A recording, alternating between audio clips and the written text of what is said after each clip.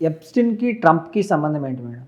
ఎప్స్టీన్‌కి అందరికంటే ఫస్ట్ పరిచయం అయింది మాత్రం ఎప్స్టీన్ ఎప్పుడైతే ఇవన్నీ స్టార్ట్ చేసిండో అంటే ఈ లీగల్ సర్వీసెస్ ఇవ్వడం కానీ లేకపోతే ఫినాన్షియల్‌గా మారిపోయినప్పుడు ఈ ట్రేడింగ్ ఇదంతా స్టార్ట్ చేసినప్పుడు ట్రంప్ అనేవాడు ఫస్ట్ నుంచి కూడా చాలా రిచ్ పర్సన్. ఓకే. సో ఈ అంటే ఇప్పుడు వీడి టార్గెట్ ఏంది? ఒక మిలియనర్ కావాలి. ఎందుకంటే వీడికి కావాల్సింది డబ్బులు. వాడికి కావాల్సింది పదవి. ఫస్ట్ నుంచి కూడా ఇద్దరు క్లారిటీతోనే ఉన్నారు.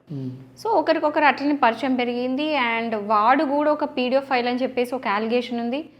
అండ్ వీడికి వాడికి చాలా కనెక్షన్స్ ఉన్నాయి మనీ పరంగా కానీ లేకపోతే ఐలాండ్ లో అయ్యే ఈ అఘాయిత్యాలు వాట్ ఎవర్ ఇట్. సో అక్కడ ఐలాండ్ లో జరిగిన ప్రతి ఒక్క క్రైమ్ లో కూడా ట్రంప్ ఇన్వాల్వ్డ్ అని చెప్పేసి అలిగేషన్ ఉంది. ఆ ఎప్స్టీన్ ఫైల్స్ లో ఒక క్లియర్ ఎవిడెన్స్ అనేది ఉంది. సో అంటే ఏంటంటే ఇప్పుడు ఎవిడెన్స్ క్లియర్ గా లేదు కాబట్టి అలిగేషన్ లాగా చూడాల్సిందే.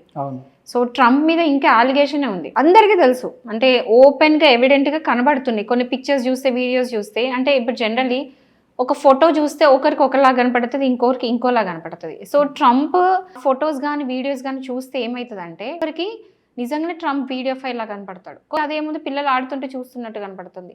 సో ఇంటర్ప్రిటేషన్ లెవెల్లో కష్టం అవుతుంది ఎవరికైనా. కానీ అది ప్రూవ్ అయ్యేదాకా ఇంకా అతను జస్ట్ ఒక అక్యూజ్డ్ అయ్యే తప్ప నిజంగా తప్పు చేసినోడు కాదు.